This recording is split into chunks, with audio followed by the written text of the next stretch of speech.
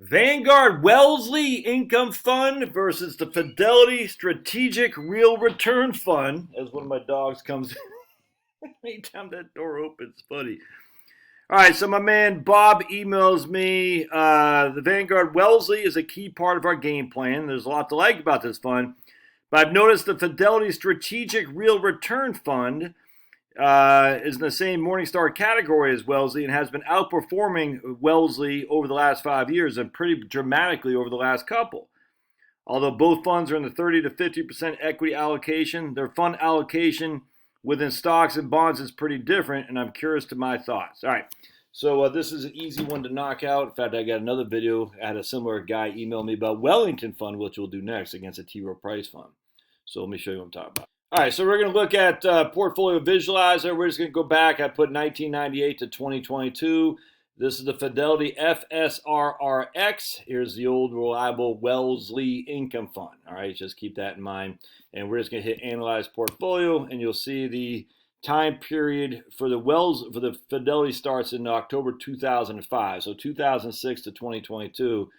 And we're just going to look and see what has done better. And we'll see right here. Wellesley has done significantly better. So if we put $10,000 in 2006, it's now worth at the end of April 2022. I can't see what this is. About 30,000, and the Fidelity is worth just under 20,000. So Wellesley has smoked the Fidelity. That's just a fact since inception. All right, that's all we've done so far here. So let's get a gauge of what these portfolios consist of, and a couple of things else. We're going to look at the compounded annual growth rate is 3.8 for the Fidelity, 6.69 for Vanguard. The best year for Fidelity was 28.41, and the worst year was 23. The best year for Vanguard was only 16. The worst year was less than 10. The max drawdown was 32% for Fidelity, 19% for Vanguard. So you can see there's a significant difference in downside risk. Standard deviation is significantly higher, about 33% higher for Fidelity than for Vanguard. So as we see here today, this is just a slam dunk that Vanguard is better. No other way around that. But we'll look into it deeper and see why that is. Here's income off the portfolio, which when the Wellesley fund right here, red was, doubled.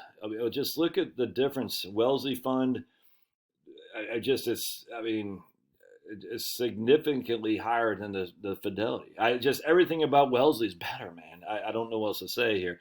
So if you look at the construct of the portfolio, and let's go to exposures. Wellesley is 27% large cap value. They got a little bit in emerging markets, not much.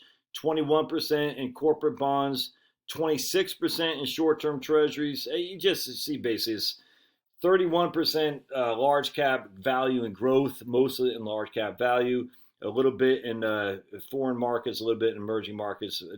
It's not a very risky portfolio. 21% corporate bonds, 26% in short-term treasuries, and another 16% in long and intermediate term treasuries. So they're heavy on the government bond side. All right, and then if we look at which one was which here, that was Wellesley right there. All right, so let's look at, we got the Fidelity one here.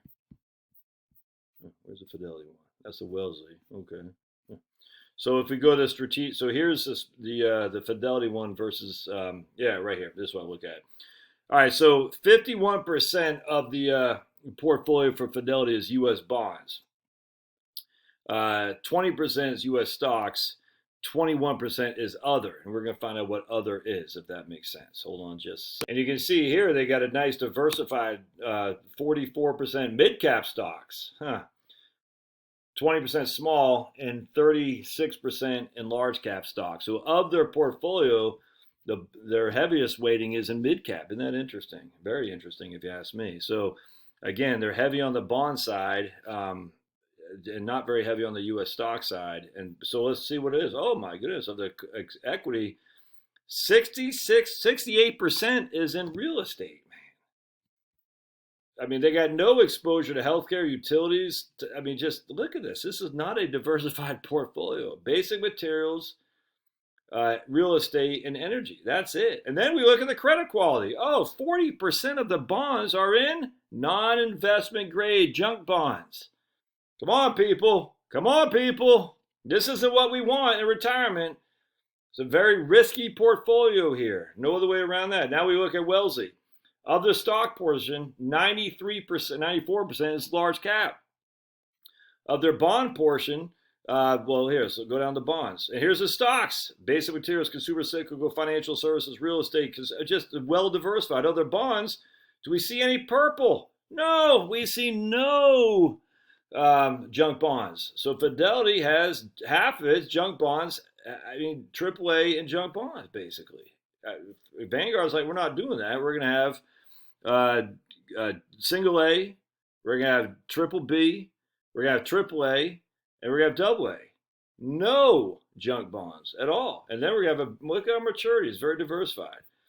It's just not debatable. Now, if we look at the last, like my man said, last 5 years, you just got to stop looking at stuff for a short term. It just doesn't make sense because, yeah, they might have had a good run. Well, because they chose in a concentrated manner. But when those things change, you're doomed. Actually, we'll start right here. Wednesday. So the last, here's the last 5 years about tracking the same. Max drawdown again is almost double that of the Wellesley. So we'll start right here. 2020. We'll start. I just, if you're looking at portfolio over the last couple of years, comparing it to Vanguard, I just think you're making a mistake, man. Who cares? So 2020 is done, a little bit better. It's averaged, a lot better, 9.69 over since 2020 versus Wellesley 3.62. But even anyway, okay. I think people are trying to find a better mousetrap. And I think you better avoid that because at the end of the day, Vanguard's diversified, is cheap, and it's simple. They're all, I don't know what they will do. No junk bonds, diversified stocks, all large cap, no hardly any foreign stuff, a little bit, not much. Diversified and just across the board in the stock section, diversified in high credit quality bonds, the bonds. It's just stop chasing returns, man. That's all there is to it. And people who chase returns, they don't live to tell about it. Financially. Anyway, hope this helps. Go with Wellesley. 100%. See you.